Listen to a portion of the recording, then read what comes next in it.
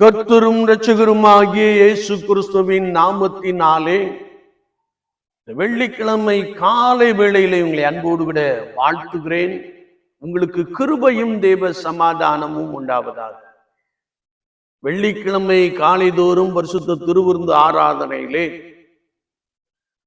பரிசுத்த ஆவியானவர் யார் என்ற வார்த்தையின் நிமித்தமாக நாம் கர்த்தருடைய வசனங்களை தியானித்துக் கொண்டே இருக்கிறோம். பரிசுத்த ஆவியானவர் நம்மை நிரப்புகிறவர், பரிசுத்த ஆவியானவர் நமக்கு வரங்களை கொடுப்பவர், பரிசுத்த ஆவியானவர் நம்மை கண்காணிகளாய் ஏற்படுத்துகிறவர் என்பதை எல்லாம் நாம் தியானித்துக் கொண்டே வந்தோம். இன்றைக்கும் பரிசுத்த ஆவியானவர் நமக்கு கடமைகளை கொடுத்திருக்கிறார். ஒருவரை கண்காணியாக ஏற்படுத்தி இருக்கிறார். அவர்கள் செய்ய வேண்டிய கடமைகள் என்ன என்பதை குறித்து நாம் தியானித்துக் கொண்டிருக்கிறோம். குறிப்பாக முதலாவதாக பிரசங்கம் பண்ண வேண்டும், போதிக்க வேண்டும். ஏனென்றால் போதகனுடைய வாயில் வசனத்தை ஜனங்கள் தேடுவார்கள் என்று எழுதப்பட்டு இருக்கிறது. இரண்டாவதாக அவர் ஆத்துமாக்களை குறித்ததான கரிசனை உடையவராக காணப்பட வேண்டும். இன்றைக்கும் ஆன்மீக ஆலோசனை கொடுப்பவர் என்ற தலைப்பின் கீழே மேய்ப்பனானவன், கண்காணியானவன், கர்த்தருடைய சபையை நடத்துகிறவன், இயேசு கிறிஸ்துவின் சுய ரத்தத்தினாலே சம்பாதிக்கப்பட்ட சபையை கர்த்தருக்குள் வழி நடத்துகிறவன், ஆன்மீக ஆலோசனையை கொடுக்கிற ஒரு நபராக காணப்பட வேண்டும். ஒரு தேவ மனிதன் கர்த்தருடைய ஜனங்களுக்கு ஆன்மீக ஆலோசனையை கொடுக்க வேண்டும் என்றால் அவன் முதலாவது சரியாக இருக்க வேண்டும், கர்த்தருக்குள் பலமாய் காணப்பட வேண்டும், பரிசுத்தமான ஒரு வாழ்க்கை உடையவனாக காணப்பட வேண்டும், நற்சாட்சி பெற்றவனாக காணப்பட வேண்டும் என்பதை குறித்து நாம் தியானித்துக் கொண்டே இருக்கிறோம்.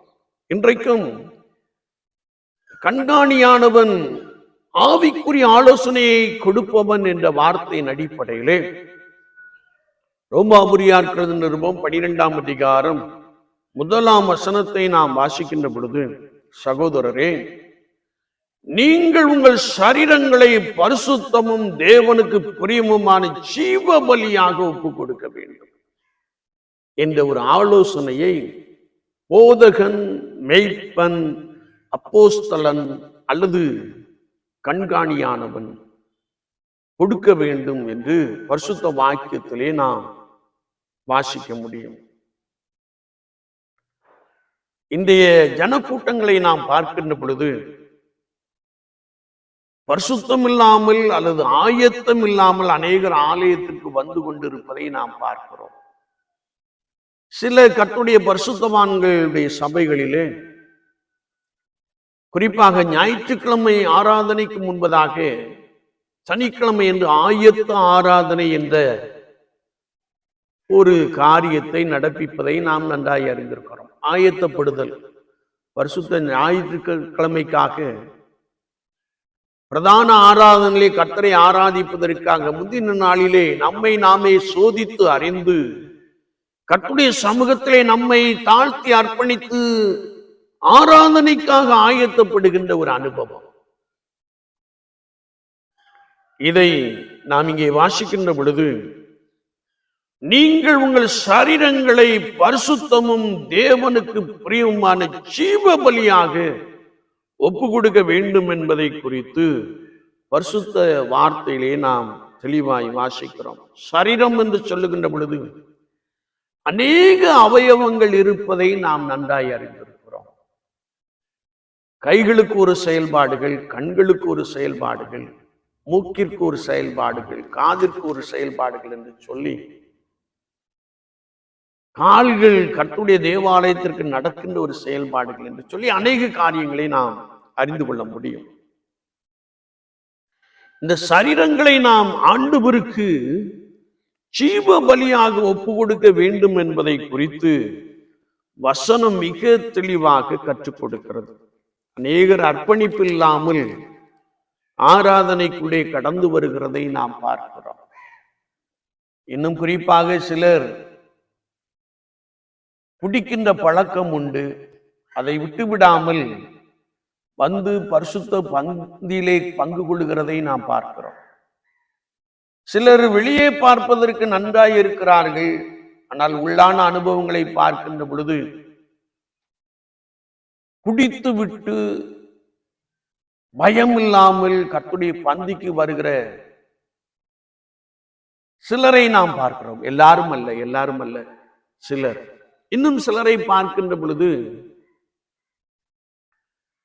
ஸ்மோக் பண்ணுகிற பழக்கத்தை வைத்திருப்பார்கள்.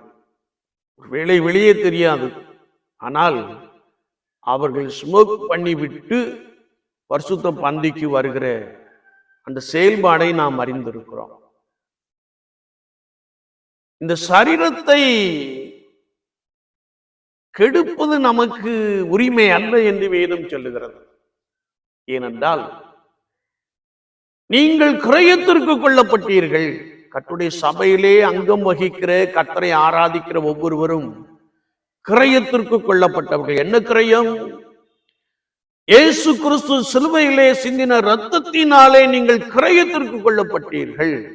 எனவே you have no right to corrupt your body because you are purchased by the blood of Jesus Christ.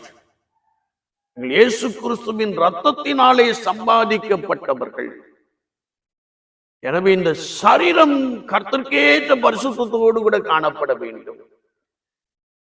நம்முடைய சுபாவங்களை, ஜென்ம சுபாவங்களை நாம் விட்டுவிட்டு பழைய மனிதனை களைந்து போட்டு புதிய மனுஷனாகி இயேசுவை தரித்துக் கொள்ளுகிற ஒரு அனுபவம் இந்த சரீரத்திலே காணப்பட வேண்டும் என்பதை குறித்து வசனம் மிக தெளிவாக கற்றுக் கொடுக்கிறது. எனவேதான் இந்த அவயவங்களை ஜீவ பலியாக ஆண்டவருக்கென்று ஒப்பு கொடுக்க வேண்டும். நாம் வேதத்தை திருப்பிக் கொள்ளுகின்ற பொழுது ஆண்டவர் கர்த்தருடைய வசனத்தின் மூலமாக நமக்கு சிறப்பான காரியங்களை சொல்லிக் கொடுக்க போதுமானவராக இருக்கிறார். காதுள்ளவன் கேட்க கடவன். பரிசுத்த மத்தேயு 6:22-23, லூக்கா 11:34 நாம் வாசிக்கின்ற பொழுது அங்கே கர்த்தருடைய வார்த்தை சொல்லுகிறது, கண்ணானது சரீரத்தின் விளக்காய் இருக்கிறது. உன் கண் தெளிவாயிருந்தால் உன் சரீரம் முழுவதும் வெளிச்சமாயிருக்கும். உன் கண் கெட்டதாயிருந்தால் உன் சரீரம் முழுவதும் இருளாயிருக்கும். இப்படி உன்னிலுள்ள வெளிச்சம் இருளாயிருந்தால் அவ்விருள் எவ்வளவு அதிகமாயிருக்கும் என்று சொல்லப்படுகிற ஒரு வார்த்தையை நாம் வாசிக்க முடியும். நம்முடைய அவயவங்களிலே கண்ணானது சரீரத்தின் விளக்காயிருக்கிறது. கண்கள் மிக மிக முக்கியமானவைகள். ஆனால் இயேசு ஒரு விஷயம் சொன்னபோது கண்கள் இருந்தும் காணாதவர்கள் போலவும் அப்படின்னு சொல்லி இருக்கிறார். இந்த கண்கள் நம்முடைய சரீரத்திலே மிக மிக முக்கியமான ஒரு அவயவம் என்பதை நாம் அறிந்திருக்கிறோம். உன் கண் தெளிவாய் இருக்க வேண்டும் என்று வேதம் சொல்லுகிறது. ஆண்டவராகிய இயேசு கிறிஸ்து முதல் குடும்பத்திற்கு கட்டளை கொடுத்தார். நீங்கள் தோட்டத்தில் உள்ள ஏதேன் தோட்டத்தில் உள்ள எல்லா விருட்சத்தின் கனிகளையும் புசிக்கலாம், தோட்டத்தின் நடுவில் உள்ள விருட்சத்தின் கனியை புசிக்க கூடாது என்று சொன்னார். எதை புசிக்க கூடாது என்று சொன்னாரோ அதை ஏவாள் அந்த மரத்தின் கனிகளை பார்த்தாள். பார்ப்பதற்கு இன்பமாய் இருக்கிறது என்று கண்டாள்.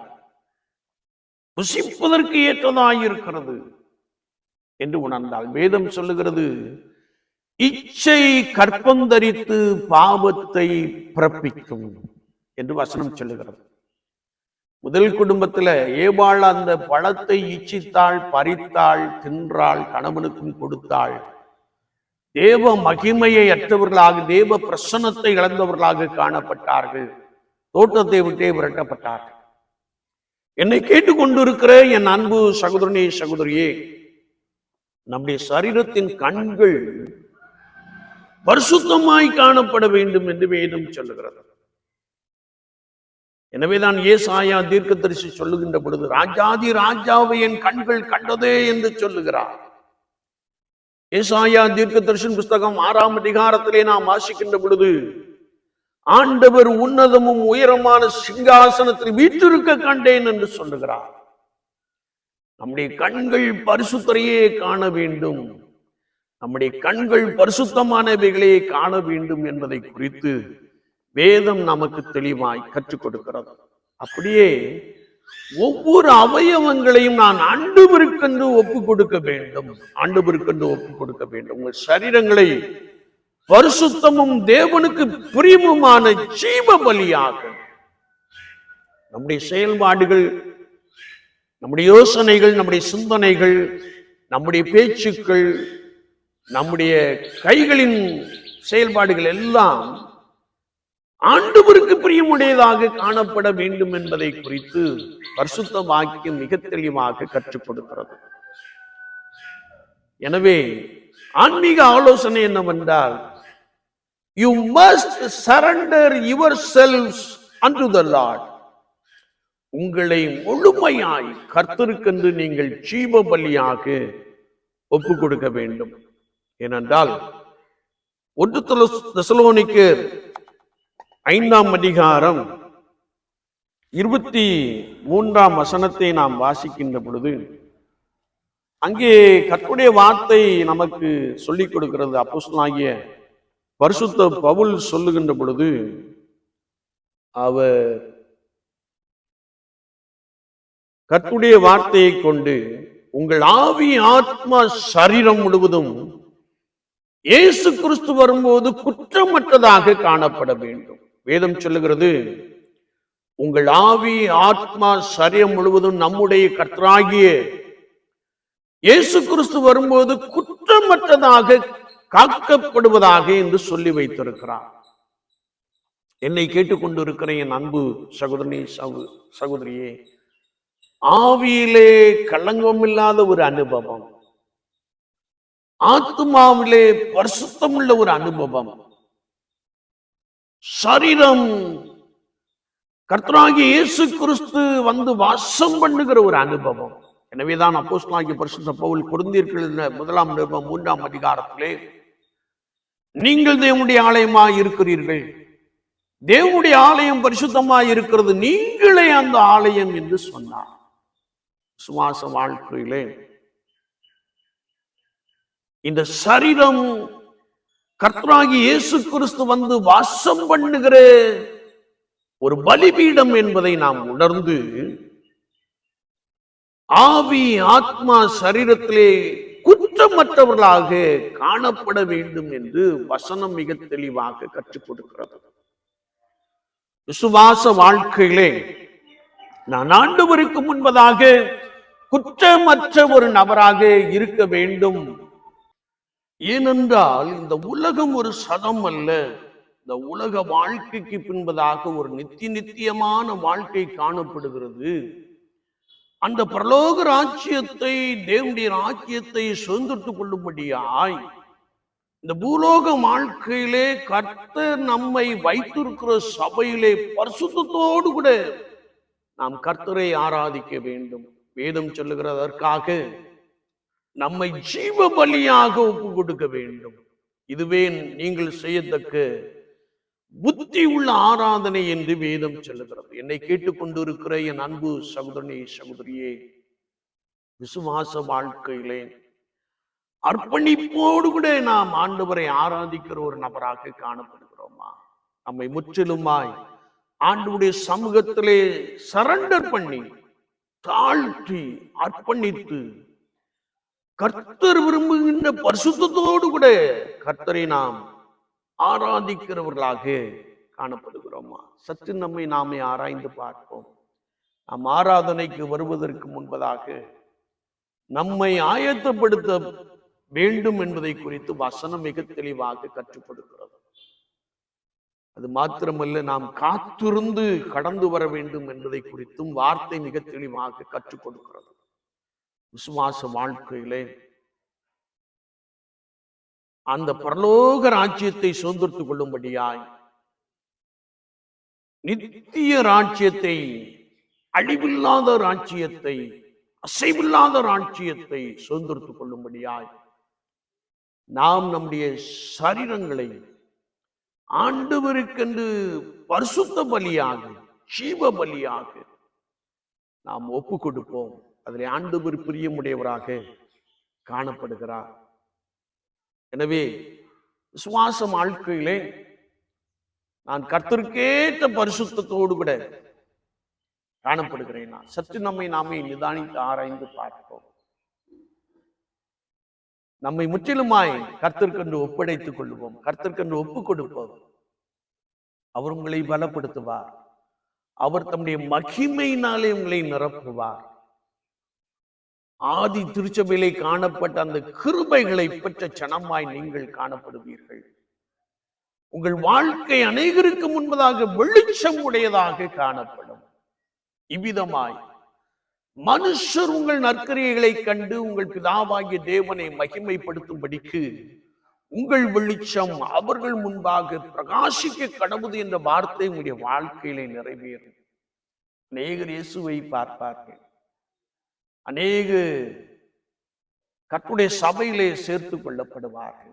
ஆண்டவரே, அப்படிப்பட்ட ஒரு உன்னதமான அனுபவத்தை எனக்கு தாரும் என்று கேட்போம். கர்த்தர் கொடுப்பார். நீங்கள் கர்த்தருக்கேற்றவைகளை சிந்தித்து கர்த்தருக்கேற்றவைகளை நடப்பிக்கிறவர்களாக காணப்படுவீர்கள். ஆண்டவருடைய நாமம் உங்கள் மூலமாய் மகிமைப்படும். ஆண்டவர் அப்படிப்பட்ட ஒரு சிறந்த அனுபவத்தை நமக்குள்ளே நிறைவாய் கொடுப்பாராக. ஆமீன், ஆமீன். நாம் ஜெபிப்போம். நேசிக்கிற நல்ல ஆண்டவரே, இந்த வேளைக்காக நாங்கள் நன்றியோடு மை துதிக்கிறோம், ஸ்தோத்தரிக்கிறோம். இதை போலொத்தொரு நாளில் உலகத்தின் ஜனங்களுக்காக, எங்களுக்காக உண்மையே ஜீவ பலியாக சிலுவையிலே அர்ப்பணித்தீரே, அந்த அன்புக்காக நாங்கள் உமக்கு நன்றி செலுத்துகிறோம். விசுவாச வாழ்க்கையிலே நாங்கள் உமக்கு முன்பதாக பரிசுத்தம் உள்ளவர்களாக காணப்பட, சரீரமாகிய ஆலயம் உமக்கேற்றதாய் நீர் வந்து வாசம் பண்ணுகிற ஒரு ஆலயமாக காணப்பட பரிசுத்த ஆவியானவர் உதவி செய்யும்படியாய் நாங்கள் வேண்டு நிற்கிறோம். எங்களுடைய வாழ்நாளிலே உம்மை பிரதிபலிக்கிற அனுபவங்கள் நிறைந்தவர்களாக, உடைய செய்கைகள் உடையவர்களாக காணப்பட தேவாவியானவர் அனுக்கிரகம் செய்வீராக. அதற்காக எங்களை முற்றிலுமாய் உடைய சமூகத்திலே தாழ்த்தி அர்ப்பணிக்கிறோம். எங்கள் ஆவி, ஆத்மா, சரீரம் முழுவதும் உடைய கரத்திலே ஒப்படைக்கிறோம். ஆண்டவர் ஆண்டு கொள்வீராக, எங்களை வணைந்து கொள்வீராக, உமக்குள்ளாக பலமாய் உருவாக்கும்படியாய் நாங்கள் வேண்டு நிற்கிறோம். பரிசுத்தர் ஆகையால் நாங்களும் மிகுந்த பரிசுத்தத்தோடு கூட ஆராதிக்க ஆண்டவர் உதவி செய்வீராக. வந்திருக்கிற ஜனங்களை பலப்படுத்தும். இவர்கள் உண்மையிலே பலன் கொள்கிற அனுபவத்தால் நிரப்பப்பட கிருபை தாரும். ஆதி திருச்சபையிலே காணப்பட்ட அந்த கிருபை இந்த ஜனங்களுக்குள்ளே பலமாய் வெளிப்படட்டும். ரட்சிப்பின் அனுபவம் பரிசுத்த ஆவியானவரால் நிரப்பப்பட்டு பற்பல பாஷைகளிலே பேசுகின்ற அனுபவம் உடையவர்களாக காணப்பட கிருபை தார். ஒவ்வொரு நாளும் உமக்கென்று பரிசுத்த ஜனமாய் நிலைப்படுத்தப்பட கர்த்தர் உதவி செய்கிறேன். நாங்கள் உமக்கு நன்றி செலுத்துகிறோம், எங்களை தாழ்த்துகிறோம். தொடர்ந்து வழி நடத்தும். இயேசு கிறிஸ்துவின் நாமத்தில் ஜெபங்கள் எழும் பரிசுத்த பிதாவே. ஆமீன், ஆமீன்.